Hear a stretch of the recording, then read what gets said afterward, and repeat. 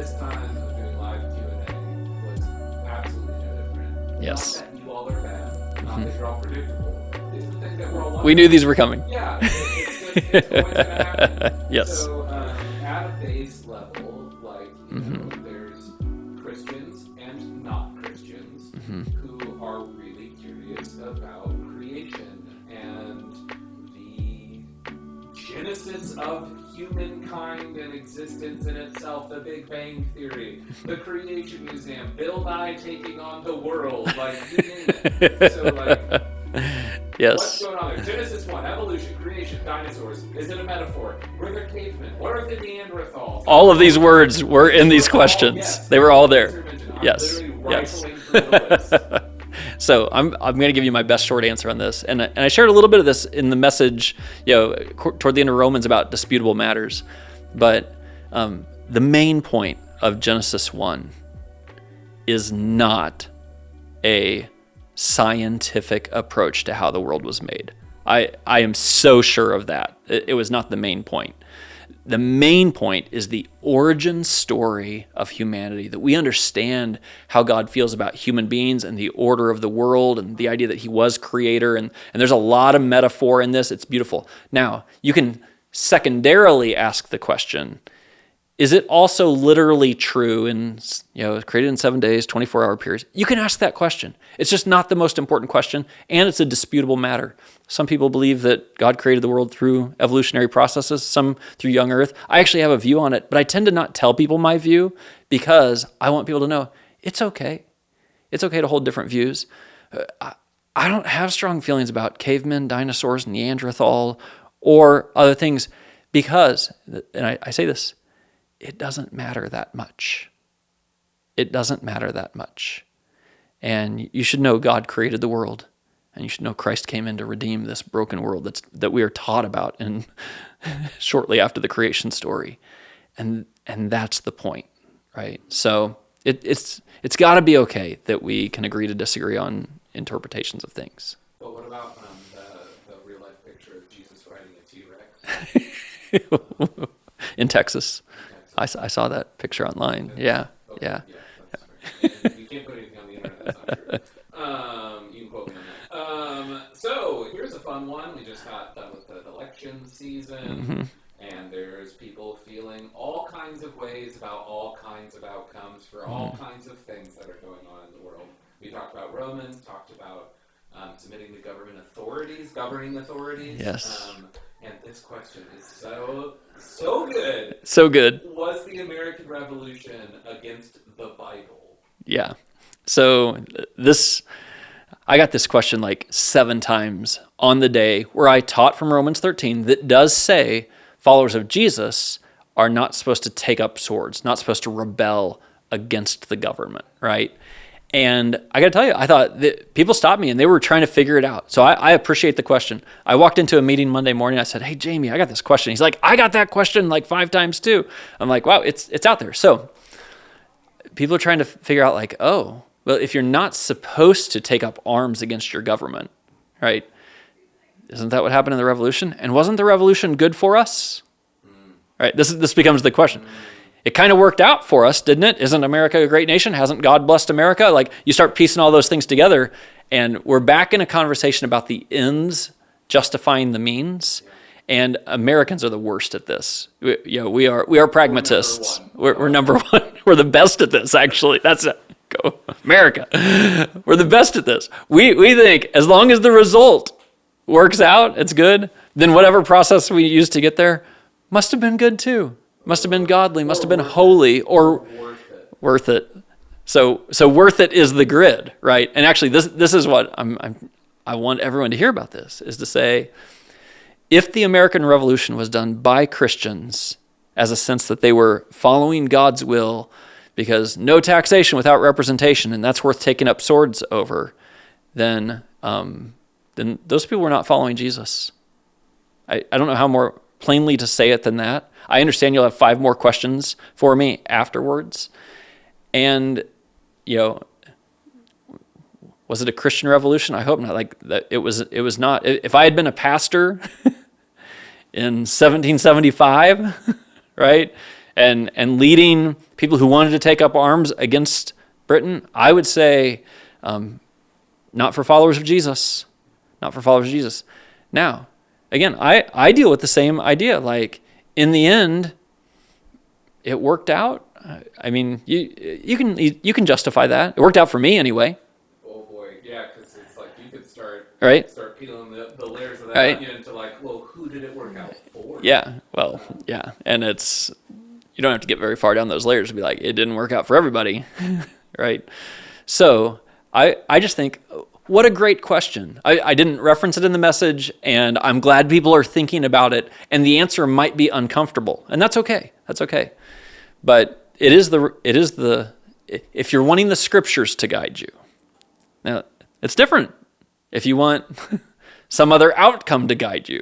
If you want to gain your freedom, if you want to have your way, if you want to build your wealth, like, you might do something else. But I'm a pastor, right? And I'm calling on people to do what the scriptures teach us to do. And as a follower of Jesus, yeah, you should not have taken up arms against the government on the issues they did. Which, I mean, quickly gets into like the conversation about Christian pacifism and all that stuff, which we don't have time for, nor the history lecture ability to get into that. Yeah, and just so you know, I am not a pacifist. Right, I understand, and this is, again, a disputable matter among Christians that we can agree to disagree on. I believe, actually, in a defensive posture, it's the responsibility at times of followers of Jesus to defend a land, to defend a people, to defend the vulnerable that are around us. So, in a defensive sort of way, there's room for this, but not in an offensive sort of way. Yeah. So this subject always comes up. This is not new to Suncrest, but this is always just an interesting one. So the Old Testament. Yeah. How do I feel about the Old Testament? I feel like the Old Testament is the Word of God. Like, don't ever misunderstand that. The Old Testament is the Word of God, and properly interpreted, it is a tremendous gift to anyone who's a follower of Jesus. It's the Old Testament where I understand that God is the creator, and everything within the Old Testament, whether it's a command that I still am supposed to live by today, does teach me something about the nature of God. So I don't want to undermine that in anyone's understanding at all. The Old Testament is useful, like, just to talk about its practicality somehow. It's useful for understanding who God is. It's useful for inspiration in our lives. It's useful in those ways. But it is the Bible, and I'm speaking of the New Covenant, that teaches us how to properly interpret the Old Testament. And people miss this distinction, but when I say the Old Covenant, I'm talking about the covenant of God that is contained within the Old Testament. And it was a covenant for a Jewish people for a period of time until Christ come, and it is complete and now obsolete according to the Scriptures. So how would you properly interpret the Old Testament then? Here's the simplest way. If a command from the Old Covenant is repeated in the New Covenant, follow it, because it's actually a New Covenant command. And lots of them are, right? There's not this massive inconsistency between the Old Covenant and the New Covenant. But there are also many, many, many commands in the Old Covenant that were for that time and that place, and they are not repeated in the New Covenant. And so we should feel free just to let those go away. That was for another time, another place, another covenant, another people. So I hope that helps people when you try to really think through the Old Testament. About abortion, which this is one that came up multiple times from multiple different angles, honestly, in the way that the questions were worded. Yeah. There's a little bit of why doesn't Suncrest talk about this more often? There's a little bit of, is abortion murder? A little bit of what about me? And I'm like, I'm glad for all the ways that came up, really. So I want to be as clear as I can be in a compassionate way, which is hopefully who Suncrest always is. I believe that life starts at conception, right? And I'm a pro-life person. In general, Suncrest is a pro-life place. But I do get the sense that there are some Christians, and maybe I'd even say some angry Christians, who are mad that I don't harp on it more. And let me tell you a little story. This past fall we had the offer to do some tattoos. You can, it's going to come out at noon. You can sign up, and the signups were full, in a half an hour. And I had someone in our church say to me, like, Greg, can you believe the signups happened that fast? And I'm like, yeah, that's not surprising to me. And he said, oh, I was surprised. And I just said to him, I said, oh, well, you just have the wrong picture of Suncrest. You have the wrong picture of the people who are part of our church. You think everyone at our church is like you, but that's not who's part of our church. And I tell that story on this subject because of this. It's like, I know there are dozens of women sitting there every weekend who have had an abortion. And I've had conversations with some who have anguished in their guilt and are wrecked by this in their own life. And, I think the last thing they need is a pastor, standing up and hammering away at a subject that is sensitive, that has some challenges about it in the language of it even. And I want to say that, when Jenny and I had our first miscarriage, we went to the hospital, and the doctor called it an abortion, right? It's the medically appropriate term, for what happened. But the word abortion has this other thing to it. And so, I think you'll just experience Suncrest as a place that'll walk with you, no matter where you are, no matter what your past is. We're going to, advocate for the most vulnerable. And I do think unborn children are vulnerable at times in our world. So we can put all that together, and we tend to handle it in the most relational and grace-filled sort of ways. I'm, of course, a student of language and how you use words and things like that. I do it. I know everybody's shocked, but I'm like, anytime you reduce something that's big and complex to one word, you're going to have a trouble.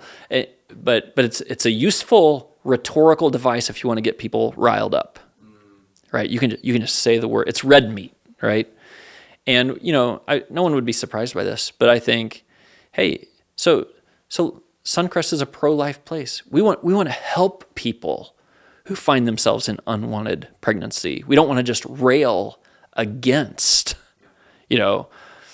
people who made mistakes or find themselves in a tough position. And, I try to be sensitive to this, but sometimes I think I should just play this card. I'm like, so we became foster parents, right? And anytime you find yourself in a place where you're like, you know what? I'm going to tell those people how bad they are. I think you should just push pause and say, how about instead of telling those people how bad they are, you ask yourself, how could I be part of the solution to the situation this person finds themselves in? And do what Jesus did. Do what the earliest followers of Jesus did that actually turned the world upside down, right? The people who, at great sacrifice to themselves, were good to the least of these, the most vulnerable. It is the story of early Christianity. So don't go around waving your finger or waving a flag. Just go do something that costs you something that helps solve the problem that people are facing. In a lighter mood. Yes. Is it sinful? Was a regular question. It was. People trying to calibrate. There's probably a cynical way of looking at this, right? Mm-hmm. It's people trying to figure out what they can get away with. That's one of the ways. Yep. That's one of the ways. Yep. And honestly, again, I was helping filter out the questions when we were getting them. Mm-hmm. If there were 10 of these questions, one of them was trying to figure out. So, how do I get away with? Right. I would say 3 were asking for someone else. Yes. But I would say 6 of the 10 were people genuinely trying to calibrate. Is God mad at me? Yeah. Is God upset with me? Yeah. Am I jeopardizing some sort of eternity for myself? With that question of, is it sinful to or because? Yep. Is it sinful if I fill in the blank, right? And I think sinfulness is a real concept, and we want to take it seriously. And there are things that are sinful, and there are things that aren't. But I see people shove so many things and try to put it just in the sin or not category. And so one of the things I do with language that I want to help people with is to say, what if instead of saying, is it sinful or not sinful? What if you said, is it healthy or not healthy? Is it wise or is it not wise? Because a lot of times that helps us think about the thing in a lot better way. I've had enough pastoral conversations with people that I think I have a pretty good sense of where this comes from. Like, if you grew up being shamed by your church, by your pastor, by your parents, or by some authority figure, by yourself, right? Then everything kind of gets reduced to sinful. And if it's sinful, then I'm bad. And then but no longer are we in a conversation about how do I work through that? It's just like good, bad, heaven, hell. And I'm like, whoa, let's step back. So like this one got me at my soul when someone said, is it sinful to self-harm? And I'm like, oh my goodness, it's not healthy, right? And it's not wise. But when I sit across the table from someone who's self-harming, I don't think sinful. That's not the category, right? I think, oh my goodness, something happened to you. And you're thinking about yourself, and probably you're thinking about God has been, let's just say, confused a little bit. It's messy in your head. And I mean, I'm not a clinician, so I don't try to speak as a counselor, but the idea that you're causing pain to yourself is a reaction that, our brains are stimulated. I'm like, oh, I just want to help you with that. And the last thing you need is for me to say, sinful. Because that's a condemnation piece. And I'm like, oh, no. Let's walk this road together. Let's get the help that we need. Let's think about this in a broader sense. Let's have you experience God's grace, not his condemnation. And that's actually, I think, the way of Jesus to help people who are in need and can't get out of their own way sometimes. Like his posture is, well, let me give you a hand to help you through that, not to slap you and say, well, there you go again. So anytime you're asking that question, is this sinful for myself? I'm like, well, it's not necessarily a bad question, but there's other questions to put around it. And to give yourself grace to take your steps out of that situation is the aim. Yeah, and if you're watching this, two things. If you're needing help with finding professional help, please text counsel to 94,000. Yes. And then we will list in the show notes the numbers for you to reach out for emergency services if you're thinking about self-harm or any other form of that. Yeah, well said. How do I grow? This was a recurring one. There was lots of caveats to it, but Yep. How do I grow being the baseline of that? So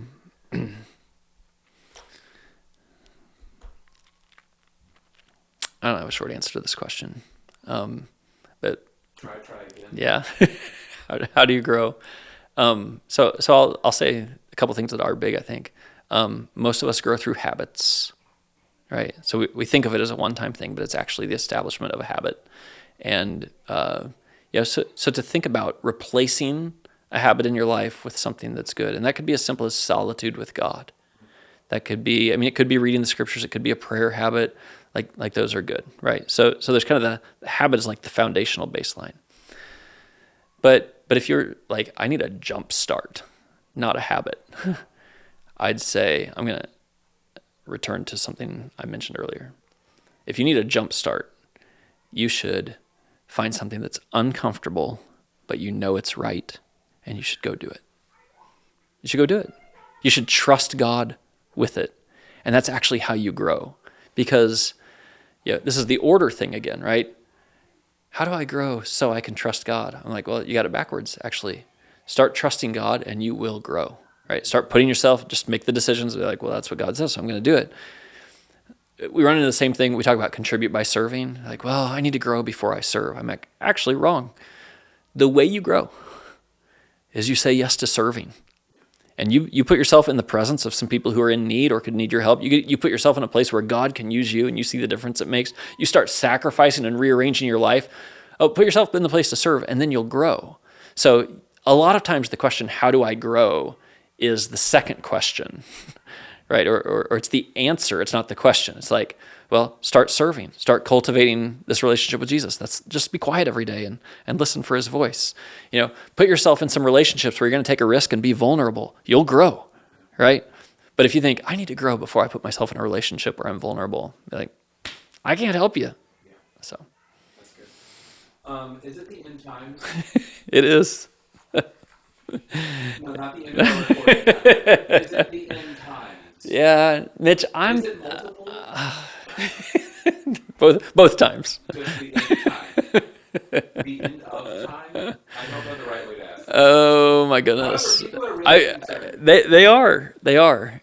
So, what do I want to say about the end times? There were almost enough questions to make me think maybe I'll do a teaching series about this. Oh, don't tell people that. Oh, They're gonna love that. delete that. Delete that from this recording right now. Personally read So here's the big deal. So Christ is coming again, and we should be prepared ourselves and do everything we can to help everyone else be prepared. That's what's important about the end times. Oh, get 'em. Right? We can have a conversation about when's he coming? What are the signs about him coming? Is this pre-tribulation, rapture? That word always comes up. All those things. And again, I'm not trying to be dismissive and say that there's not a conversation you could have to learn some things.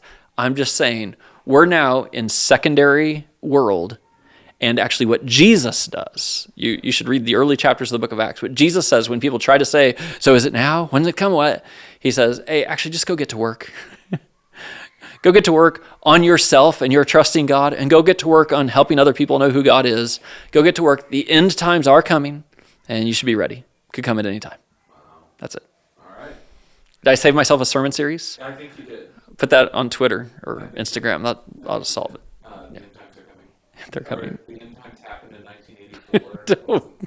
Mitch. Wasn't that 84 reasons why Jesus is coming back in 1984. why? Yeah, only 40 years ago. 2012 was when the timeline shifted. We're on Right. the back Late great line. planet Earth. I mean, we could go. Some of you will know these references. It's like there's a lot of money to be made. Actually, this Out of fear. out of fear. Oh my goodness. If I wanted to be a rich pastor, not an effective pastor, I would talk about the end times all the time. Thank God we don't. Yes. So the last thing, again, there's a couple of things that are do the ends and the meanings. Does one justify the other? Mm-hmm. And in some ways, there's caveats in all of them that are related to how do I get into heaven, Mm-hmm. and how do I trust God in the things that are the means Mm-hmm. and the end. Like how do I wrap all of this stuff together in a way that feels intellectually honest and also trying to trust God? So I think this is hard for us all to pull apart. So I honor that. We are practical people, and so we live in a world where the ends do justify the means in almost every part of our life. And we're asking the question, is it worth it? Not, is it right or wrong? Or is it healthy or unhealthy? We're asking, is it worth it? And we're constantly calculating. And it messes us up. It just messes us up. So the ends, can I say this to the camera? The ends never justify the means. Never. The processes that we have to go through in our life that are difficult, that are hard, that may not get us what we want, are healthy processes, right? So that's just a conversation about ends and means. But man, this takes on like rock star status when you're like, but what about heaven and hell? The ultimate ends, right? And fair enough, right? If you're in a conversation about Christianity, the afterlife is kind of the trump card that everyone wants to use. And how many approaches have there been to sharing your faith that start with something like, if you were to die tonight, do you know where you would go? And it's like, I didn't actually mention anything about Jesus yet, but I gotcha, because the afterlife's a long time. Have you seen how long that hose is? I mean, it's a really long hose. And we should put a picture in of me and the hose. Okay, thank you. So agreed, the afterlife is a very big deal. Jesus says it's a big deal, all that. But the moment you start saying, so all I care about is heaven or hell, and that's all I care about. You start thinking, so what's the least I could possibly do and still get into heaven, right? Or you start asking, you don't ask Jesus questions, right? You ask method questions or loophole questions, as we were talking about before. And I think cost-benefit questions, and they're all over these 180 questions. Will you go to heaven if? Do you go to hell if? Do you? And I'm like, I understand why people ask them. I can honor the question. But if you frame your world in that way, I'm going to ask you just to take a step back from that and say, hey, instead of putting the weight of heaven and hell on everything and then deciding whatever means possible to get there, just let Jesus be your focus. Trust Jesus. Don't trust Jesus so you can get to heaven. Trust Jesus because he's trustworthy, because he's the Son of God. And don't try to stop doing bad things because you're afraid you're going to go to hell. Stop doing bad things because Jesus, right? Jesus is the way. He's the truth. Start doing hard things. I'm not giving a great answer to this question, but I just think the moment everything gets framed in heaven and hell, we lose sight of Jesus. And Jesus is what you need today. So, since we're not meeting in church right now, one of the things that we always care about is that someone would hear the gospel, that someone would hear that Jesus loved you enough to die on a cross, and that we remember that every time we get together. We say it every time we get together, that we stop everything we do to focus on his love and his sacrifice. So, as we're staring down the barrel at a new year, and as we're looking back on this one, what feedback do you have in thinking about communion? Which, if you're at home, which you should be in our building right now. Grab whatever food and drink you have available to you right now. And the drink representing Jesus' blood that was poured out for us. And whatever you have to eat representing his body, which was broken for us on the cross, to show us what love and life can look like. So what, for you, would you use to help framework remembering Jesus and realigning ourselves and refueling ourselves as we look ahead? I mean, I want us to encounter the cross personally every week. And so, like, my mind goes to the scriptures, right? So Romans 5:8 says, while we were still sinners, Christ died for us. And I think I could think about that verse every time I take communion, and it would be a healthy experience because I'm thinking about my own sinfulness. It's humbling. It's a reminder that I need a Savior. And I'm thinking about the lengths to which Jesus would go in order to save me, even while I was running away from him. So I just sit with that. That'd be a good thing to sit with all year long. There you go. So you're going to do that. Go ahead and eat and drink when you're ready. It's good. Awesome. Thanks, Greg. Appreciate it. Thank you, Mitch. Always fun.